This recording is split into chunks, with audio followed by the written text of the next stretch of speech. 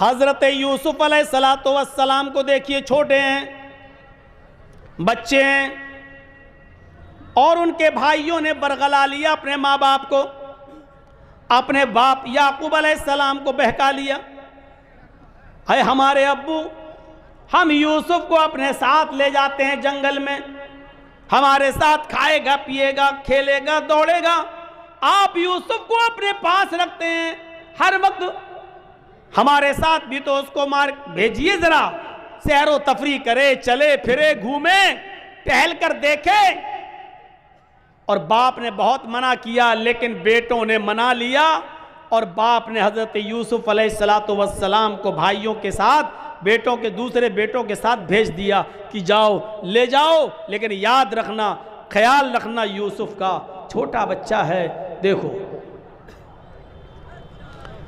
اور جب یہ لوگ جنگل کے اندر پہنچ جاتے ہیں تو اب صلاح و مشورہ کرتے ہیں کہ یوسف کو کیا کریں۔ پھر ایک حتمی فیصلہ کرتے ہیں کہ مارنا ٹھیک نہیں ہے، قتل کرنا ٹھیک نہیں ہے، یوسف کو ہم ایک ویران کنویں میں ڈال دیتے ہیں، یوسف کو ہم ایک اندھے کنویں میں پھینک دیتے ہیں، کوئی آئے گا اور اٹھا کر یوسف علیہ السلام یوسف کو لے جائے گا، پھر وہ اپنے یہاں پالے گا، پوسے گا، بڑا کرے گا، ہمیں کیا مطلب، ہم سے تو ایک مصیبت چل جائے گی، ہمارے والدین، ہمارے ماں باپ، ہمارے باپ یعقوب یوسف سے محبت کرتے ہیں، اور وہ جگہ ہمیں اپنے دل میں نہیں دیتے جو یوسف کا مقام ہے۔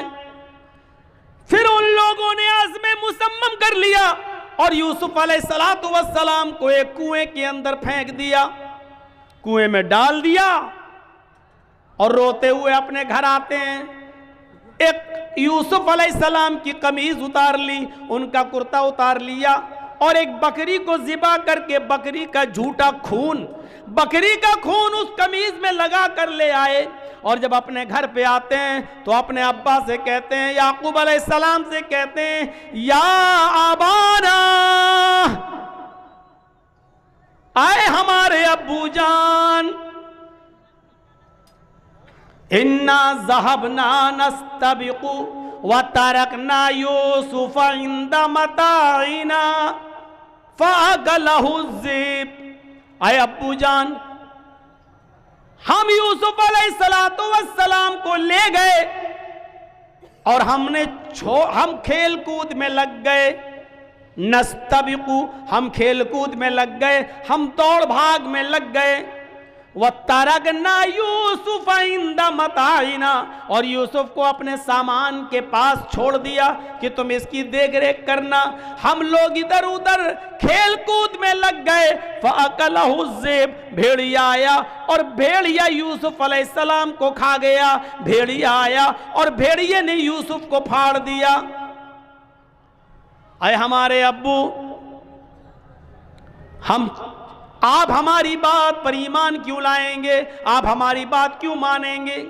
وَمَا أَنْتَ بِمُؤْمِنٍ لَنَا، آپ ہماری بات کیوں مانیں گے؟ وَلَوْ كُنَّا صَادِقِينَ، اگرچہ ہم سچے ہی کیوں نہ ہوں، ہم سچ بول رہے ہیں، پھر بھی آپ کو ہماری بات کا یقین نہیں ہوگا۔ اپنے ماں باپ سے یہ بات کہہ دی یعقوب علیہ السلام سے۔ ادھر ایک قافلہ آیا، سنیے، ادھر ایک قافلہ آیا، اس کو پیاس لگی تو کنویں کے پاس چلا گیا، اس نے ڈول ڈالا، ڈول، اس یوسف علیہ السلام اس ڈول میں بیٹھ گئے، اس نے جب کھینچا تو ڈول بھاری لگا، اس نے جھانک کر دیکھا تو ایک جو چھوٹا بچہ پڑا ہوا ہے یوسف، اس نے قافلے والوں کو خوشخبری سنائی، یا بشرا ھذا غلام، اے قافلے والوں خوشخبری سنو، یہ تو ایک بچہ پڑا ہے، یہاں تو ایک لڑکا پڑا ہوا ہے، بچہ، بڑا خوبصورت بچہ یہاں کنویں میں پڑا ہوا ہے۔ نکالا، مصر کے بازار میں لے گئے اور وہاں اس بچے کو بیچ دیا گیا۔ اور جانتے ہو اتنا خوبصورت بچہ یوسف علیہ السلام، جن کی خوبصورتی کا ذکر قرآن میں موجود، لیکن اس خوبصورت بچے کی قیمت بھی کیا لگی مصر کے بازار میں، جانتے ہو؟ ان کو پیسہ چاہیے تھا، کہتے ہیں کہ کوئی چوری کا مال ہو یا ایسا کوئی مال ہو تو آدمی جلدی ہٹاتا ہے، کبھی کبھی 20,000 کا موبائل 2,000 میں دے کے چلا جاتا ہے کہ جلدی ہٹے، جلدی سے نکلے، اور پکڑا جائے تو دوسرا پکڑا جائے، ہم نہ پکڑے جائیں۔ ایسی انہوں نے دیکھا کہ یہ یوسف ہمیں ملے تو جلدی سے ان کو ہٹا دیا جائے، اور مصر کے بازار میں جب بولی لگی تو جانتے ہو بہت کم قیمت میں ان کو بیچ دیا گیا۔ وَشَرَوْهُ بِثَمَنٍ بَخْسٍ دَرَاهِمَ مَعْدُودَةٍ۔ قرآن کے الفاظ دیکھو میرے بھائیوں، ان لوگوں نے چند سکوں میں یوسف کو بیچ دیا، چند ٹکوں میں، چند کھوٹے سکوں میں یوسف کو بیچ دیا۔ لو،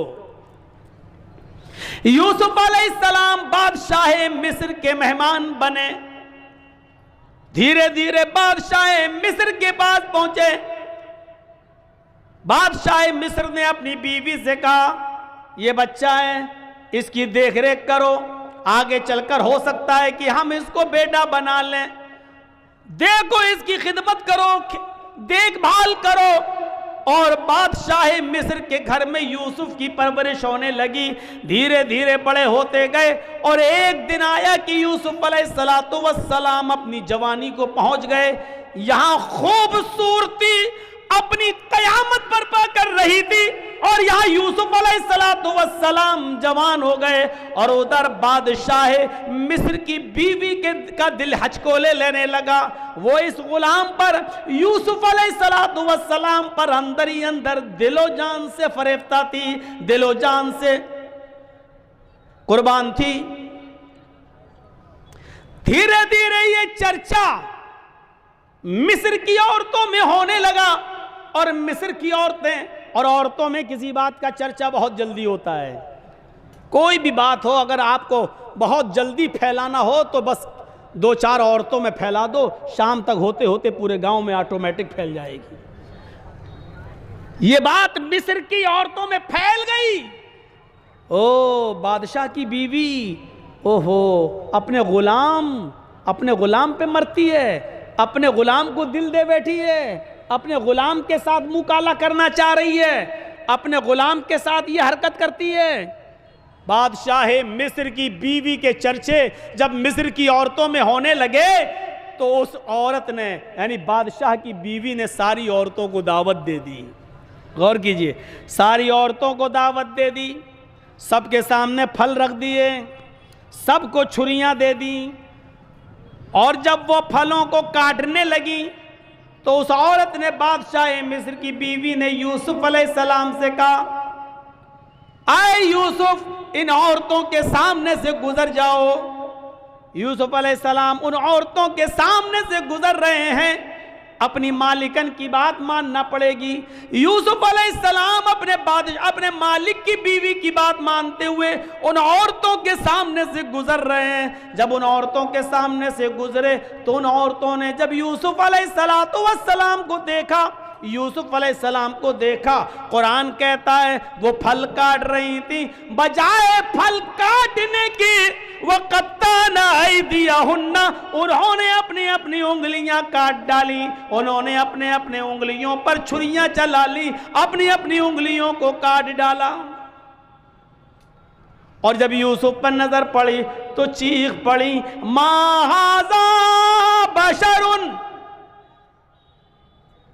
ان هذا الا ملک کریم، یہ کوئی انسان نہیں ہے، ما هذا بشر، یہ کوئی انسان نہیں ہے، ان هذا الا ملک کریم، نہیں یہ تو ایک معزز اور مکرم فرشتہ نظر آتا ہے، یہ کوئی انسان لگتا ہی نہیں ہے، دیکھو کتنا خوبصورت ہے، کتنا حسین و جمیل ہے، یہ کوئی انسان نہیں، یہ تو کوئی بزرگ فرشتہ نظر آ رہا ہے۔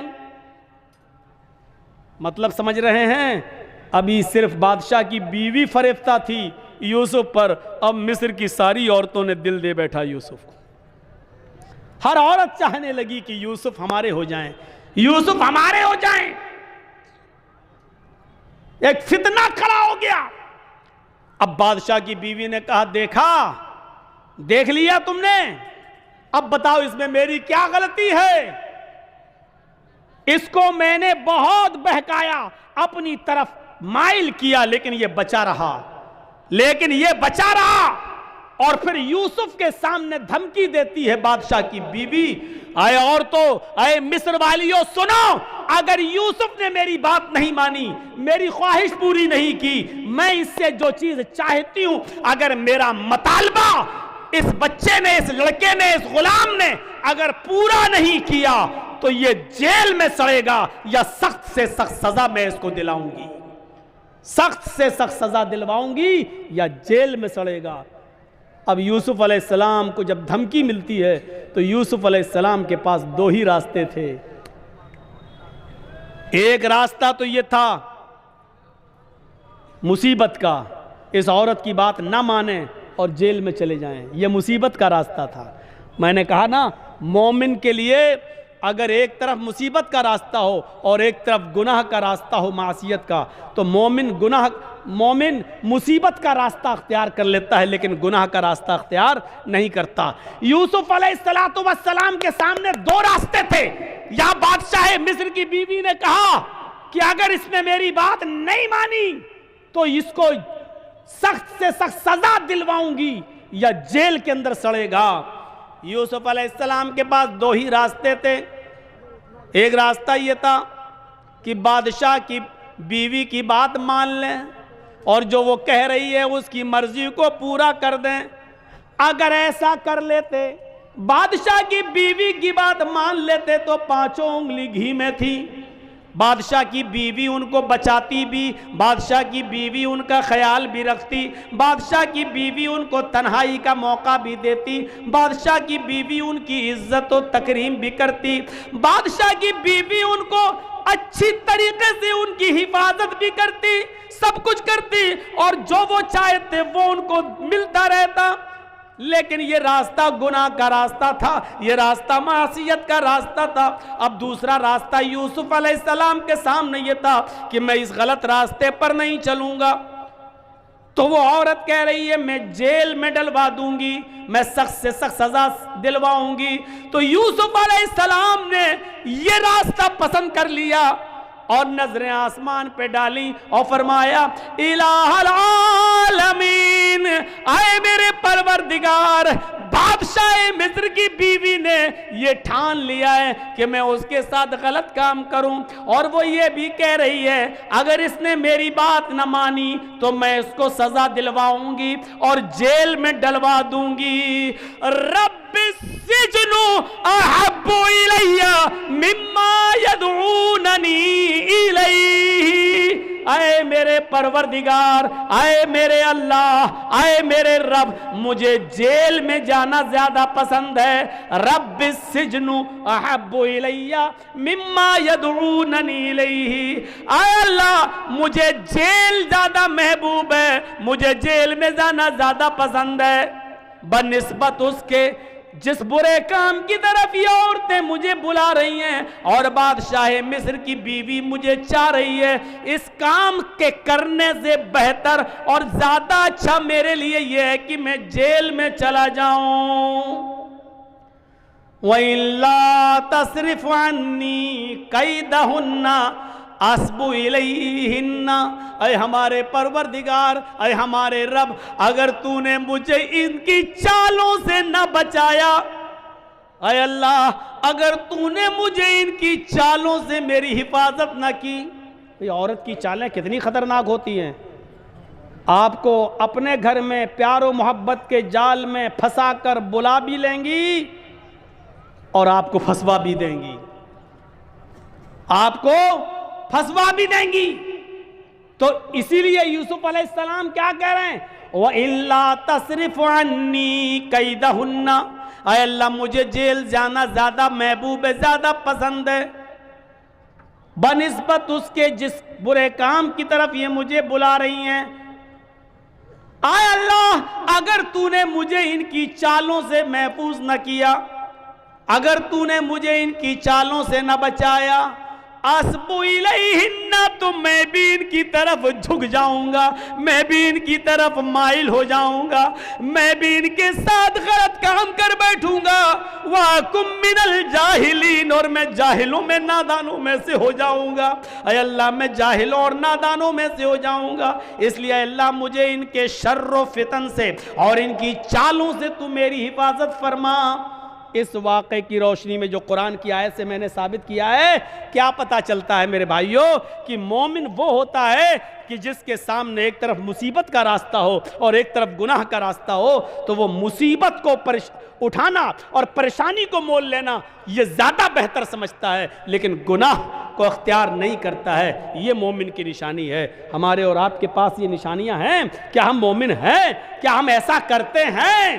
اس لیے یاد رکھیے میرے ساتھیوں، گناہوں کی دلدل سے بچیے، گناہوں کی دلدل سے بچیے، اور اللہ رب العالمین کو پکارتے رہیے، اپنے گناہوں کی توبہ اور معافی مانگتے رہیے کہ اللہ رب العالمین فرماتا ہے قُلْ يَا عِبَادِيَ الَّذِينَ اسْرَفُوا عَلَىٰ أَنفُسِهِمْ لَا تَقْنَطُوا مِن رَحْمَتِ اللَّهِ۔ اے محمد صلی اللہ علیہ وسلم میرے بندوں سے کہہ دو، یا عبادی الذین اسرفوا علی انفسہم، اے اللہ کے بندو، اگر تم نے گناہ کر کے، اگر تم نے ظلم کر کے، اگر تم نے عیاری و مکاریاں کر کے گناہ کر ڈالے اور زمین و آسمان بھی بھر لیے، اپنی جانوں پر تم نے ظلم کیا، اپنی جانوں پر تم نے ظلم کیا ہے اور تم حد سے آگے بڑھ چکے ہو،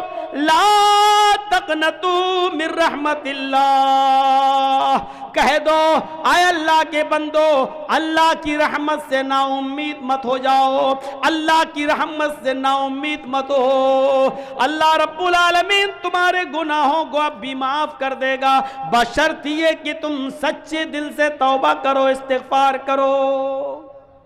میرے بھائیوں یاد رکھیے گا، میں نے خطبہ مسنونہ کے بعد جو آیت پڑھی ہے وہ اسی سے متعلق ہے، توبہ اور استغفار سے۔ یا ایھا الذین آمنوا توبوا الی اللہ توبۃ نصوحا عسى ربکم ان یکفر عنکم سیئاتکم ویدخلکم جنات تجری من تحتها الانہار۔ اللہ رب العالمین کیا فرما رہا ہے؟ اے مسلمانوں، اے ایمانوں والو، تم اللہ سے خالص اور سچی توبہ کرو، توبو الی اللہ توبۃ نصوحا، اے ایمانوں والو تم اللہ سے خالص اور سچی توبہ کرو۔ خالص اور سچی توبہ کیا ہوتی ہے؟ توبۃ نصوحا کیا ہوتی ہے؟ توبہ کے مفہوم میں یہ تین چیزیں شامل ہیں۔ اگر کوئی آدمی اللہ سے توبہ کرتا ہے اور یہ تین چیزیں اس کی توبہ میں شامل نہیں ہیں تو وہ توبہ نہیں ہے۔ کوئی گناہ ہو گیا، اللہ توبہ توبہ توبہ توبہ توبہ، یہ توبہ نہیں ہے۔ بہت سے لوگوں کو آپ نے دیکھا ہوگا کوئی گناہ کر بیٹھے، توبہ توبہ توبہ، یہ توبہ نہیں ہے۔ توبۃ نصوحا میں تین چیزیں شامل ہیں۔ پہلی چیز یہ ہے کہ اگر ہم سے کوئی گناہ ہو رہا ہے یا ہو گیا تو ہمیں اس پر ندامت ہو، یہ ہم کیا کر بیٹھے۔ پہلی چیز، کوئی غلطی ہم سے ہو جائے، کوئی گناہ جب ہو جائے تو اس پر پہلی چیز کیا؟ نادم ہونا، شرمندہ ہونا، یہ ہم سے کیا ہو گیا، اللہ یہ ہم سے کیا ہو گیا، پہلی چیز۔ اور دوسری چیز، جو گناہ ہم کر رہے ہیں اسی وقت اس کو چھوڑ دیں۔ مان لیجئے شراب پی رہے ہیں، 2 ہی گھونٹ پیے تھے، یہ مجھ سے کیا ہو گیا، توبہ توبہ استغفر اللہ، یہ کیا ہو گیا، یہ تو حرام چیز ہے۔ پہلی چیز شرمندگی، اور دوسری اب نہ پیئیں، فوراً چھوڑ دیں، دور کر دیں، ترک گناہ فوراً اسی وقت۔ اور تیسری چیز اس میں کیا شامل ہے؟ اے اللہ بہت بڑا جرم ہو گیا، اے اللہ میں وعدہ کرتا ہوں کہ آئندہ کبھی شراب کو ہاتھ نہیں لگاؤں گا، آئندہ کبھی میں اس گناہ کو نہیں کروں گا۔ یہ تین چیزیں سمجھ لیا نا؟ پہلی چیز شرمندگی ہو، اللہ یہ مجھ سے کیا ہو گیا۔ دوسری چیز، اس غلطی کو، اس گناہ کو فوراً چھوڑ دو، اگر کر رہے ہو تو اسی وقت ترک کر دو، اب نہ کرو، اسی وقت چھوڑ دو. اور تیسری چیز، آئندہ مستقبل میں فیوچر میں پھر کبھی وہ غلطی نہ کرنے کا عزم اور ارادہ بھی پکا ہو کہ اب آئندہ ہم یہ گناہ نہیں کریں گے. یہ تین چیزیں جب تک ہماری توبہ میں شامل نہیں ہوں گی میرے پیارے ساتھیوں ہماری توبہ نہیں ہوگی. توبہ تو ہے لیکن توبتن نصوحا نہیں ہے. اللہ نے فرمایا یا ایھا الذین آمنوا توبوا الی اللہ توبۃ نصوحا، اے ایمانو والو تم اللہ سے توبہ کرو سچی اور خالص. جب تم سچی اور خالص توبہ کرو گے تو عسیٰ ربکم ان یکفر عنکم سیئاتکم، تو اللہ تمہارے گناہوں کو مٹا دے گا. عسیٰ ربکم ان یکفر عنکم سیئاتکم، تو اللہ تمہارے گناہوں کو مٹا دے گا. ویدخلکم جنات تجری من تحتہا الانہار، جب تم خالص اللہ سے سچی توبہ کرو گے تو اللہ تمہیں ایسی جنتوں میں داخل کر دے گا جس کے نیچے نہریں بہہ رہی ہوں گی، جس کے نیچے نہریں جاری ہوں گی. توبہ کون کرتا ہے؟ مسلمان. توبہ کون کرتا ہے؟ مومن. کیونکہ اللہ تبارک و تعالیٰ نے انسان کو دونوں صلاحیتیں دے کر بھیجا ہے. آج میں تمہیں ایک ایسی چیز بتلا رہا ہوں، اس کو اگر سمجھ لیا تو بہت کچھ سمجھ لو گے. اللہ نے انسان کو دونوں صلاحیتیں دے کر بھیجا ہے. اللہ نے انسان کو اچھے کام کرنے کی صلاحیت بھی دی ہے اور اللہ نے انسان کو برے کام کرنے کی صلاحیت بھی دی ہے. انسان کو اچھے کام کرنے کی طاقت بھی دی ہے اور برے کام کرنے کی بھی طاقت دی ہے. اللہ نے انسان کو نیکیاں کرنے کی بھی صلاحیت دی ہے اور گناہ کی بھی صلاحیت دی ہے. ہاں، اور گناہ کرنے کی صلاحیت دی ہے تو گناہوں سے بچنے کی بھی صلاحیت دی ہے. انسان نیکیاں کر سکتا ہے تو برائی بھی کر سکتا ہے، دونوں صلاحیتیں ہیں. انسان برائیاں کر سکتا ہے تو برائیوں سے بچا بھی سکتا ہے اپنے آپ کو. یہ دونوں صلاحیتیں دے کر اللہ تعالیٰ نے انسان کو بھیجا ہے. یہ صلاحیت اللہ نے فرشتوں کے اندر نہیں رکھی ہے. اللہ نے فرشتوں کو صرف نیکیاں کرنے کی صلاحیت دی ہے، گناہ کرنے کی صلاحیت فرشتوں کے پاس نہیں ہے. کسی فرشتے سے کہو جوا کھیل کے دکھاؤ تو کوئی فرشتہ جوا نہیں کھیل سکتا. کسی فرشتے کو کبھی آپ نے سنا ہے کہ اس نے شراب پی؟ نہیں پی سکتا. کیوں؟ کیونکہ اللہ تعالیٰ نے فرشتوں کو گناہ کرنے کی صلاحیت دی ہی نہیں ہے.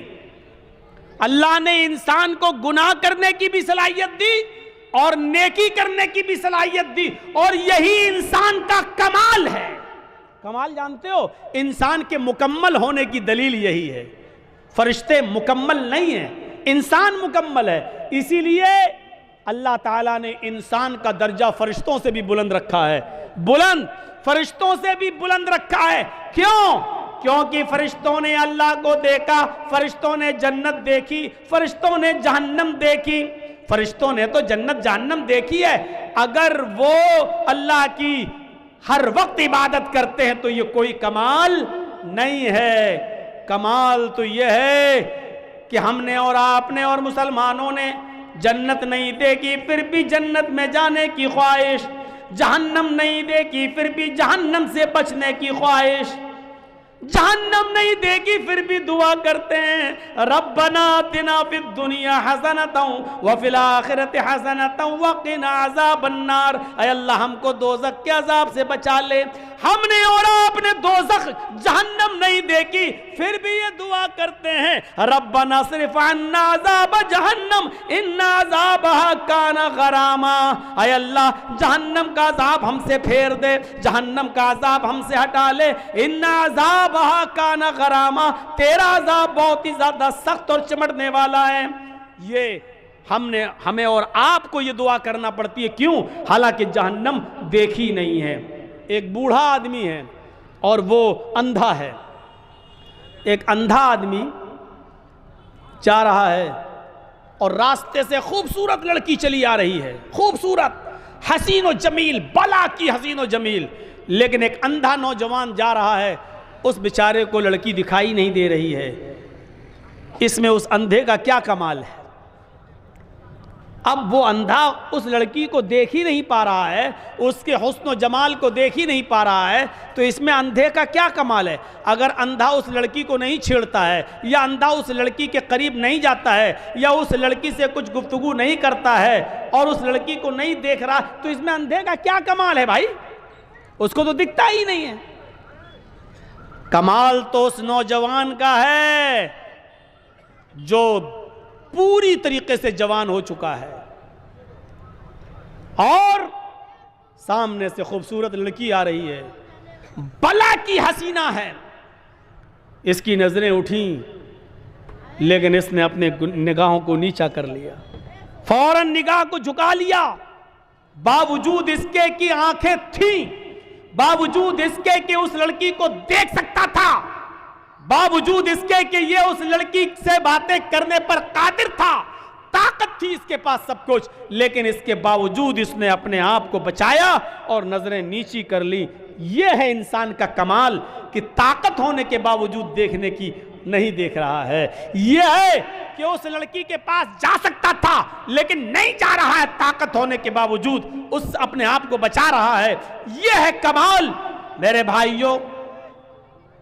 اسی لیے میدان محشر میں قیامت کے دن جو لوگ عرش الہی کے سائے میں ہوں گے، جو لوگ قیامت کے دن جن کو عرش الہی کا سایہ نصیب ہوگا، ان لوگوں میں ایک شخص وہ بھی ہوگا، ان لوگوں میں ایک شخص وہ بھی ہوگا میرے بھائیوں جس کو دنیا میں کسی خوبصورت لڑکی نے بلایا، رجل طلبت امرأۃ ذات منصب و جمال فقال انی اخاف اللہ، جس کو خوبصورت لڑکی نے گناہ کرنے کی دعوت دی کہ آؤ، اس کے پاس وقت بھی ہے، اس کے پاس پیسہ بھی ہے، اس کے پاس ٹائم بھی ہے، اس کو کوئی لڑکی حسین و جمیل دعوت نظارہ بھی دے رہی ہے، اس کو غلط کام کے لیے بلا بھی رہی ہے اور اس کو سارے موقع بھی فراہم کر رہی ہے، اس کے پاس بھی موقع، اس کے پاس بھی موقع، اس کے پاس بھی ٹائم ہی ٹائم، اس کے پاس بھی ٹائم ہی ٹائم،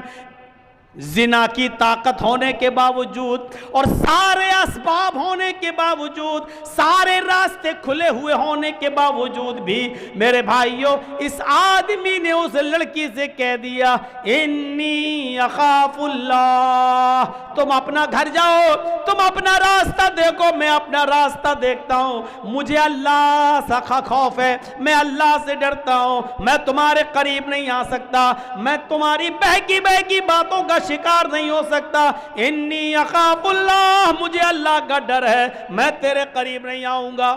جس نے اللہ کا خوف دکھایا اور اس لڑکی کو دھکا دے دیا، نہیں مجھے تم سے دوری اختیار کرنا، موقع ہونے کے باوجود، لڑکی کی پرمیشن ہونے کے باوجود، لڑکی کی اجازت ہونے کے باوجود اس نے اس کو ہٹایا اور اللہ سے ڈرتے ہوئے اپنے آپ کو بچا لیا، یہ ہے کمال۔ ایسا انسان قیامت کے دن عرش الہی کے سائے میں ہوگا، جب قیامت کے دن اور کوئی دوسرا سایہ نہیں ہوگا میرے بھائیوں۔ فَأَلْهَمَهَا فُجُورَهَا وَتَقْوَاهَا، ہم نے انسان کو دونوں صلاحیتیں دے کر بھیجا ہے، انسان کو گناہ کی طاقت بھی دی ہے اور نیکیوں کی طاقت بھی دی ہے، انسان نیکی کا کام بھی کر سکتا ہے اور گناہ کا کام بھی کر سکتا ہے، لیکن کمال تو یہ ہے کہ گناہ کرنے پر طاقت ہونے کے باوجود گناہ نہ کرے۔ فرشتے گناہ کر ہی نہیں سکتے کیونکہ گناہ کی طاقت ہی نہیں ہے، اور ہم اور آپ گناہ کر سکتے ہیں، گناہ کی طاقت ہونے کے باوجود ہم گناہ نہ کریں، تو یہ ہے کمال۔ اور اسی لیے انسان کا درجہ اللہ رب العالمین نے فرشتوں سے بھی بلند کر دیا، کیوں؟ کیونکہ اس کے اندر گناہ کی طاقت تھی لیکن اس کے باوجود اس نے اپنے آپ کو بچا لیا۔ یہ کرامن کا یہ فرشتے جو ہیں کرامن کاتبین جو ہمارے کاندھوں پر رہتے ہیں، مجال ہے کبھی کسی لڑکی کے ساتھ زنا کر لیں، اللہ نے یہ طاقت دی نہیں ہے ان کو۔ قبر میں فرشتے آتے ہیں حساب و کتاب کے لیے، منکر نکیر، مجال ہے کہ کوئی فرشتہ کسی عورت کے ساتھ زنا کر لے؟ نہیں، کیوں؟ اللہ نے طاقت ہی نہیں دی زنا کی۔ زنا کی طاقت انسان کے پاس ہے اور طاقت ہونے کے باوجود اپنے آپ کو زنا سے بچا لے، یہ ہے فرشتوں سے بھی بڑا کام، یہ ہے بڑا دل گردے کا کام۔ اور جس نے اس کام کو اب کر لیا، انجام دے لیا، طاقت ہونے کے باوجود اپنے آپ کو بچا لیا. میرے بھائیوں اس کا مقام و مرتبہ فرشتوں سے بلند ہے, فرشتوں سے بلند. وَيُدْخِلَكُمْ جَنَّاتٍ تَجْرِي مِن تَحْتِهَا الْأَنْهَارُ, اللہ ایسی جنتوں میں تمہیں داخل کرے گا جس کے نیچے نہریں بہہ رہی ہوں. آؤ ایک اور نظریے سے سمجھو. جس کے اندر گناہ کرنے کی صلاحیت نہیں تھی, یعنی فرشتے, جس مخلوق میں گناہ کرنے کی صلاحیت نہیں تھی, اللہ نے اس کو زمین کا خلیفہ بھی نہیں بنایا. اور جن لوگوں میں گناہ کرنے کی صلاحیت تھی, اللہ نے ان کو خلیفۃ الارض بنا دیا. یعنی انسان کو, آدم کو خلیفۃ الارض, زمین کا خلیفہ بنایا. کیوں؟ اور دیکھیے گناہ کرنے کی پریکٹس کیسے ڈالی گئی. گناہ ایک خطا کرائی گئی حضرت آدم علیہ السلام سے. آج ہماری بات کو تھوڑا سا دوسرے حساب سے سنیے گا. آدم علیہ السلام کا پہلے پتلا بنایا, پھر اس میں روح ڈالی, پھر ان کو جنت میں داخل کیا, پھر ان کی پسلی سے حوا کو بنایا اور حوا کو بھی ان کے ساتھ جنت میں داخل کر دیا اور کہا کلو وشربو, خوب کھاؤ پیو جنت کے اندر. اور ایک آرڈر دے دیا اللہ نے کہ فلا تقربا هذه الشجرہ, اے آدم اور اے حوا تم دونوں اس درخت کے پاس مت جانا, بس اس درخت کے قریب مت جانا. اے آدم و حوا تم دونوں اس درخت کے قریب مت جانا, بس. دیکھیے اللہ کو تو معلوم ہی تھا کہ آدم و حوا اس درخت کے قریب جائیں گے. اللہ نے تو پہلا انتظام ہی کر لیا تھا. دنیا رچانا تھی, دنیا بسانا تھی, اس لیے اللہ کے علم میں پہلے ہی تھا. اس لیے اللہ رب العالمین نے ڈائریکٹ آدم سے گناہ نہیں کرایا, بلکہ شیطان کو بھیجا. شیطان نے انہیں بہکایا اور آدم و حوا دونوں کو درخت کے قریب لے گیا. حوا کے کہنے پر کہ کھا لو, یہ تو ہمارا ہمدرد ہے. شیطان نہیں, یہ تو ہمارا ہمدرد ہے. اور اس کے بہکانے میں آ کر آدم و حوا دونوں نے وہ پھل کھا لیا. بس یہی خطا حضرت آدم اور حوا سے ہوئی نہیں بلکہ کرائی گئی. غلطی ان سے کرائی گئی اور اللہ کو پہلے معلوم تھا. جیسی آدم و حوا دونوں نے اس درخت کے پھل کو کھایا, جنتی لباس ان کے جسم سے اتر گیا. انہوں نے بڑے بڑے پتوں سے, درخت کے بڑے بڑے پتوں سے, جنت کے درختوں کے پتوں سے اپنا جسم چھپایا. یہ انسان کی فطرت ہے, یہ انسان کی فطرت ہے. آج آپ دیکھ سکتے ہو علاقوں میں گھوم گھوم کر کہ کون کس پوزیشن میں رہتا ہے. میرے بھائیوں آدم کی بیوی ہے حوا اور میاں بیوی میں کوئی پردہ نہیں ہے, لیکن اس کے باوجود جب جنتی لباس دونوں کے جسم سے اترا تو انہوں نے جنت کے درختوں کے بڑے بڑے پتوں سے اپنے سطر کو چھپایا, اپنے شرمگاہ کو, اپنے سطر کو چھپایا. یعنی سطر چھپانا یہ انسان کی فطرت میں داخل ہے. میرے پیارے ساتھیوں پھر اللہ رب العالمین نے دونوں کو جنت سے باہر کر دیا. اے آدم و حوا دونوں نے آج میری نافرمانی کی ہے, اب تم دونوں کے لیے جنت حرام ہے, اب تم دونوں یہاں سے نکلو. اللہ چاہتا تو اس غلطی کی بنا پر جہنم میں ڈال سکتا تھا, لیکن نہیں, چونکہ اللہ کو دنیا بسانا تھی, اللہ کو دنیا رچانا تھا, اللہ کو دنیا میں بھیجنا تھا, اس لیے آدم و حوا دونوں کو دنیا میں بھیج دیا. اب جاؤ, اب سنو, غلطی تو ہوئی اور غلطی بھی مخلوق ہے اور مخلوق کا خالق اللہ رب العالمین ہے. دنیا میں کوئی ایسی بیماری پیدا ہی نہیں ہوئی کہ اللہ نے بیماری پیدا کی ہو اور اس کا علاج نہ اتارا ہو. کوئی بیماری دنیا میں ایسی ہے ہی نہیں جس کا علاج نہ اتارا ہو, الا الموت, موت کے علاوہ. اب آپ کہو مولانا کیا بات کرتے ہو, کینسر کا کوئی علاج نہیں ہے. انسان کی عقل ابھی وہاں تک نہیں پہنچی ہے. کل تک ٹی بی کا علاج نہیں تھا, لیکن آج ٹی بی کا علاج آ گیا کہ نہیں آ گیا. کل تک بہت سی بیماریوں کا علاج نہیں تھا, لیکن آج پاسبل ہو گیا ہے. ہو سکتا ہے کل انسان کا علم اس کو کینسر کی کھوج میں بھی کامیاب کر دے اور کینسر کا علاج بھی انسان ڈھونڈ لے. صرف موت کے ہر چیز اور ہر بیماری کا علاج اللہ نے اتارا ہے. تو میرے بھائیوں اگر اللہ نے بیماری اتاری تو اللہ نے اس کا علاج بھی اتارا ہے. اسی طریقے سے اگر اللہ نے خطا اور غلطی کو پیدا کیا ہے, اللہ نے گناہ کو اگر پیدا کیا ہے تو گناہ کا علاج بھی توبہ اور استغفار کی شکل میں بتایا ہے. اگر بیماری ہے تو اس کا علاج بھی ہے, اگر گناہ پیدا کیا ہے تو گناہ کا تریاق اور گناہ کا علاج بھی بتایا ہے، اور وہ کیا ہے؟ توبہ اور استغفار۔ اسی لیے آدم اور حوا دونوں کو جب جنت سے بھیج دیا گیا دنیا میں، تو آدم و حوا سے جب یہ خطا ہوئی تو آدم و حوا نے اپنی اس خطا کا، اپنی اس بیماری کا، اپنی اس گناہ کا اور اس غلطی کا اقرار بھی کیا، اور اس کا علاج اس طریقے سے کیا، ربنا ظلمنا انفسنا وَإِن لَّمْ تَغْفِرْ لَنَا وَتَرْحَمْنَا لَنَكُونَنَّ مِنَ الْخَاسِرِينَ۔ حضرت یونس علیہ السلام سے اللہ نے فرمایا تمہیں جانا نہیں ہے، تمہیں اپنی بستی میں رہ کر دعوت و تبلیغ کرنا ہے۔ یونس نہیں مانے، اللہ کی مرضی کے بغیر، اللہ کے حکم کے بغیر چل دیے، ایک خطا کی، ایک غلطی کی، اللہ نے ان کو سمندر میں کشتی میں اسے پلٹوا دیا، مچھلی نے ان کو نگل لیا۔ یونس علیہ السلام سے خطا ہوئی، یونس علیہ السلام سے غلطی ہوئی، اللہ کا حکم نہیں مانا، اب اس غلطی کے اقرار بھی کر رہے ہیں اور اس غلطی کا علاج توبہ کی شکل میں، استغفار کی شکل میں کر رہے ہیں۔ لا الہ الا انت سبحانک انی کنت من الظالمین۔ اگر غلطی ہے، گناہ اللہ نے پیدا کیا ہے تو اس کا علاج بھی پیدا کیا ہے، اور اس کا علاج کیا ہے؟ توبہ اور استغفار۔ حضرت آدم سے غلطی ہوئی، جنت سے نکالے گئے اور دنیا میں آئے تو کیا کہا؟ ربنا ظلمنا انفسنا وَإِن لَّمْ تَغْفِرْ لَنَا وَتَرْحَمْنَا لَنَكُونَنَّ مِنَ الْخَاسِرِينَ۔ اے ہمارے پروردگار، ہم دونوں نے اپنے آپ پر بہت بڑا ظلم کیا ہے، اگر تو نے ہماری مغفرت نہ فرمائی اور ہم پر رحم نہ فرمایا، لا نکونن من الخاسرین، تو ہم نقصان اٹھانے والوں میں سے ہو جائیں گے، ہم بہت زیادہ نقصان اٹھانے والوں میں سے ہو جائیں گے۔ اور اسی وجہ سے دیکھیے، آپ دیکھیے کیسا جواب، ترکی بترکی جواب۔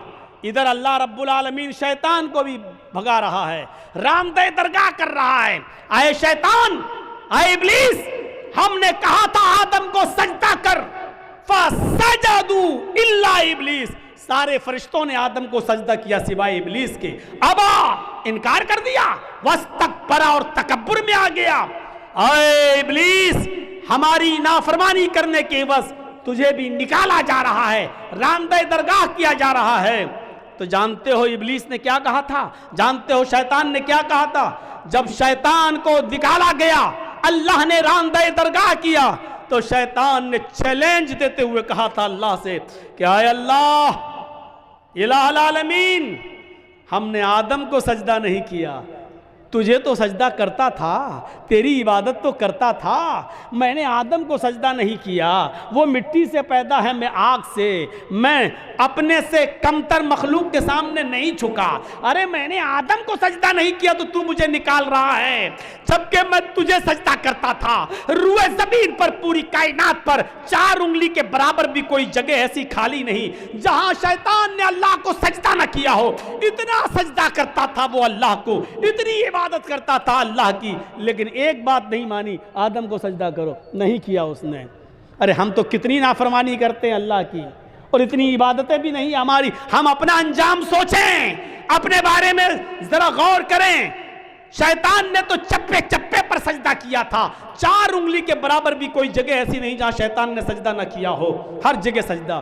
لیکن اللہ نے کہا آدم کو سجدہ کرو، نہیں مانی اس کی بات، نہیں اللہ، میں مٹی سے، آگ سے، اور وہ مٹی سے، آگ مٹی کے سامنے جھکے گی؟ اللہ نے کہا نکلو، اور جب نکالا گیا تو کیا کہا اس نے چیلنج دیتے ہوئے؟ قسم ہے مجھے اپنے تکبر کی، اے اللہ، الہ العالمین، آدم کی وجہ سے تو مجھے نکال رہا ہے نا، آدم کی وجہ سے تو مجھے نکال رہا ہے نا، میں آخری سانس تک تیرے بندے آدم اور آدم کی اولاد سے گناہ کے کام کراتا رہوں گا، دنیا میں بھی میں ان سے گناہ کے کام کراتا رہوں گا، ہم تیرے بندے آدم سے اور آدم کی اولاد سے آخری سانس تک ان سے غلط کام کراتا رہوں گا، اور ان کو گناہوں کی دلدل میں ڈال کر آخری سانس تک ان سے گناہ کے کام کرا کر ان کو آخری دم تک ان سے گناہ کراتا رہوں گا، اور اسی گناہ پر ان کو وہ موت آئے گی اور اپنے ساتھ لے کر ہم ان کو جہنم میں جائیں گے۔ اے اللہ قسم ہے مجھے اپنے تکبر کی کہ میں تیرے بندے آدم اور آدم کی اولاد سے آخری سانس تک گناہ کراتا رہوں گا اور ان کو قیامت کے دن اپنے ساتھ جہنم میں لے جاؤں گا۔ تو ادھر اللہ نے اس کے چیلنج کو قبول کرتے ہوئے ترکی بترکی جواب دیا، اے ابلیس جا تو میرے بندے کو آخری وقت تک بہکا، جا تو آدم کی اولاد سے آخری وقت تک گناہ کے کام کرا، جا میں تجھے اجازت دیتا ہوں آخری وقت تک تو میرے بندوں کو بہکاتا رہے اور ان سے گناہ کے کام کراتا رہے اور تو ان کو اپنے ساتھ جہنم میں لے جاتا رہے، جا مجھے تیرا یہ چیلنج قبول ہے، لیکن قسم ہے مجھے بھی اپنے عزت و جلال کی، میں بھی اپنے بندے کے آخری وقت تک کی توبہ کو قبول کرتا رہوں گا، میں اپنے بندے کے آخری وقت تک کے گناہ کو معاف کر دوں گا اگر اس نے سچی اور خالص توبہ کی، یعنی توبۃ نصوحا، اگر میرے بندے نے خالص اور سچی توبہ کی تو میں اپنے بندے کی اس توبہ کو قبول کر کے اور آخری وقت تک کے گناہ کو معاف کر کے اپنے بندوں کو جنت میں داخل کرتا رہوں گا۔ تو آخری سانس تک گناہ کراتا رہے گا، میں آخری سانس تک اپنے بندے کی توبہ کو قبول کرتا رہوں گا، تو آخری سانس تک جہنم میں لے جانے کی کوشش میں رہے گا، میں آخری سانس تک اپنے بندے کو بخش کر جنت میں داخل کرنے کی کرتا رہوں گا۔ میرے بھائیوں ترکی بترکی جواب، اس لیے توبہ اور استغفار کرو۔ کیا لگتا ہے آپ کو اتنا سا جملہ کہنے میں؟ گناہ اللہ نے اتارا ہے تو اس کا علاج توبہ اور استغفار بھی اتارا ہے۔ کوئی گناہ ہو جائے فوراً کہو استغفر اللہ ربی من کل ذنب واتوب الیہ، اور اڑتے بیٹھتے چلتے پھرتے یہ جملہ پڑھتے رہو۔ کتنا سا جملہ ہے یار، استغفر اللہ ربی من کل ذنب واتوب الیہ، اڑتے پھرتے چلتے پھرتے کھاتے پیتے جملے پڑھتے رہو۔ استغفر اللہ ربی، میں مغفرت طلب کرتا ہوں اللہ کی، استغفر اللہ، میں اللہ سے مغفرت طلب کرتا ہوں جو میرا رب ہے، من کل ذنب، ہر گناہ سے، واتوب الیہ، اور اسی سے توبہ کرتا ہوں، اسی کی طرف رجوع ہوتا ہوں۔ یہ ایسی دعا ہے کہ خود اللہ کے نبی صلی اللہ علیہ وسلم یہ دعا پڑھا کرتے تھے اور کہا کرتے تھے، لوگو استغفروا ربکم وَإِنِّي لَأَسْتَغْفِرُ اللَّهَ فِي الْيَوْمِ 100 مرہ، اے لوگو تم اپنے رب سے مغفرت مانگا کرو، اے لوگو تم اپنے رب سے مغفرت طلب کیا کرو۔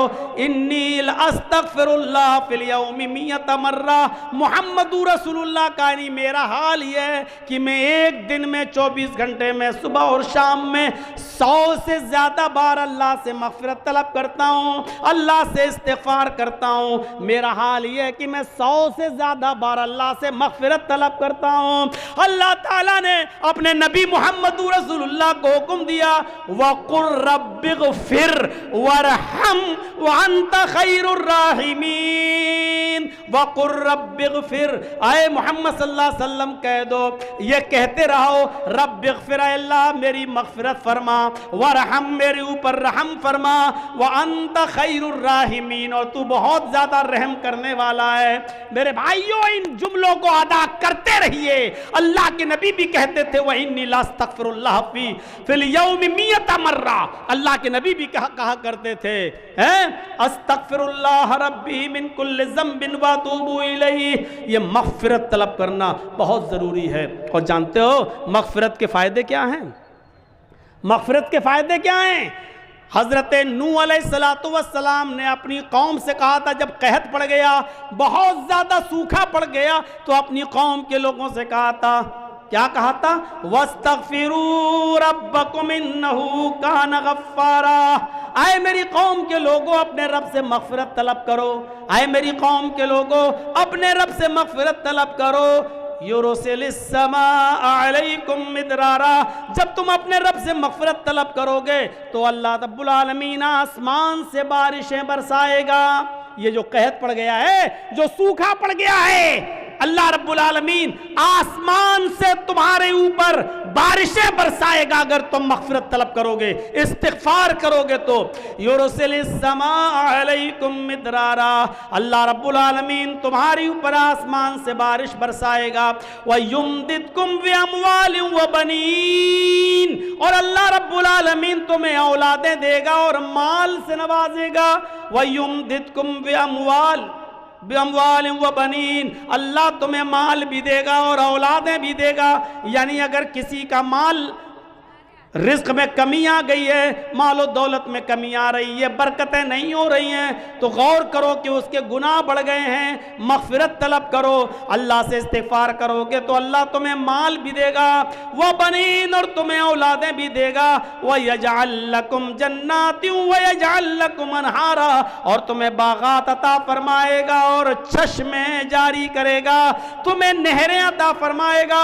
یعنی مغفرت طلب کرو گے تو یہ نعمتیں اللہ رب العالمین تمہیں دے گا۔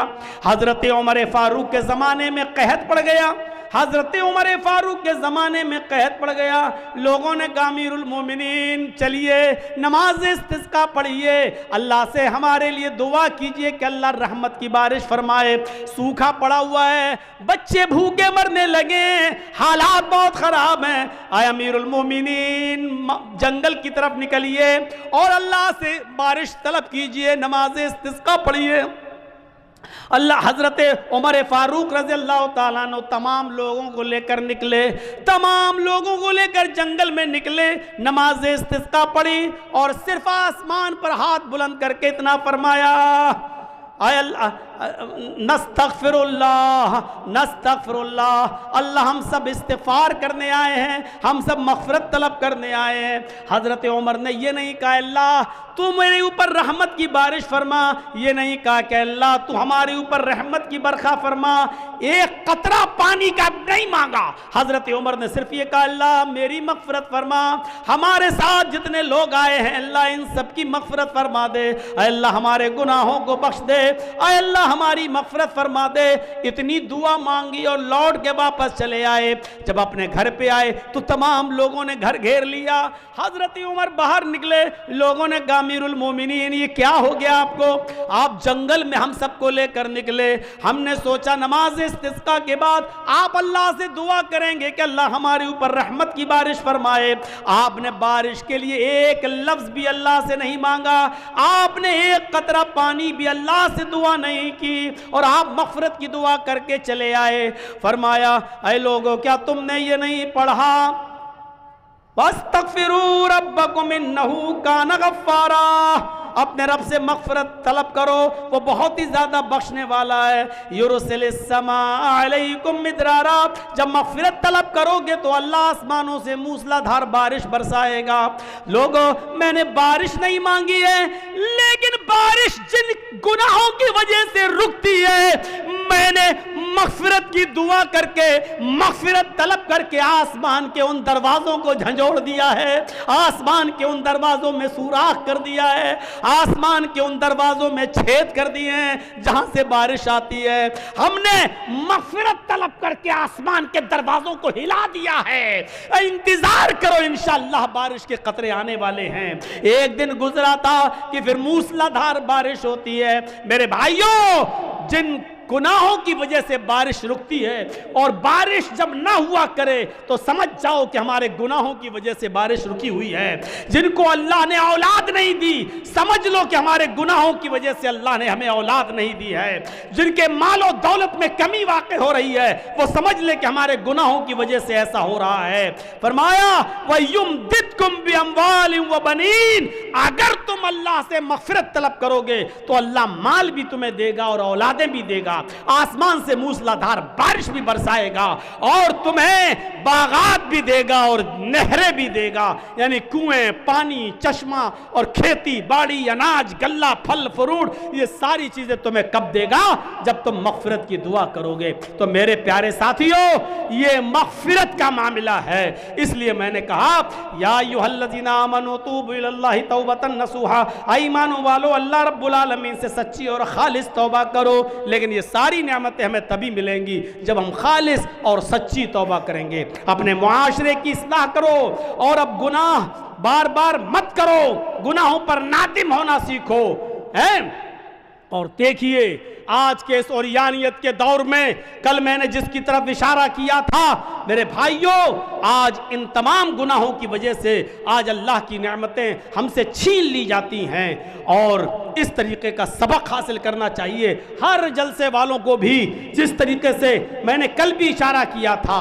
आज जलसों में भी बड़े अजीब व करीब के से आप जाइए, अब कल मैं जा रहा हूँ कटिहार की सरजमीन पर, देखिएगा कैसा खल्त मल्त होगा, मेला लगेगा, मर्द और औरतों की भीड़ लगेगी, और जब लास्ट में मेरी तकरीर होगी तब जाकर सब इकट्ठा हो जाएंगे, और उससे पहले मार्केटिंग होगी, शॉपिंग होगी, जलसों में बदनज़मी होगी, मर्द और औरतों का इख्तिलात होगा।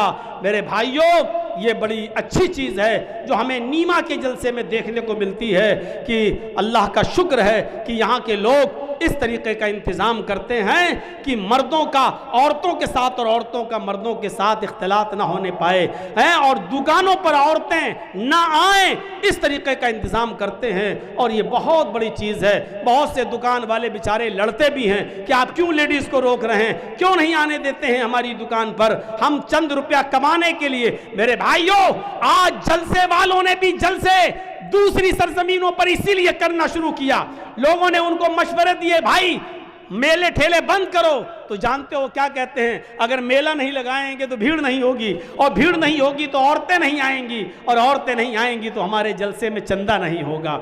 यानी उनको जलसे का मकसद दीनदारी नहीं है, उनका जलसा कराने का मकसद सिर्फ चंदा और ताउन है, दीन का हुसूल नहीं है। वो कहते हैं कि जब तक दुकानें नहीं लगेंगी, मेला नहीं लगेगा, औरतें नहीं आएंगी, और जब औरतें नहीं आएंगी तो भीड़ नहीं होगी, और जब भीड़ नहीं होगी तो चंदा नहीं होगा। मेरे भाइयों, जब हमारी सोच ये हो जाए तो ऐसे जलसों से फिर क्या फायदा होगा, और क्या हमें मिलेगा, और क्या हम सीख कर निकलेंगे। इन्नमल अमालु बिन्नियात, सारे अमलों का दारो मदार तो नियतों पर है। और जब हमारी नीयत में पहले ही ये है कि हम जलसे में मेला इसलिए लगाते हैं कि औरतें आएं, और औरतों को इसलिए बुलाते हैं ताकि भीड़ हो, और भीड़ इसलिए हो ताकि हमारे मदरसे का चंदा हो, तो ऐसे जलसों से हमें कुछ नहीं मिलेगा।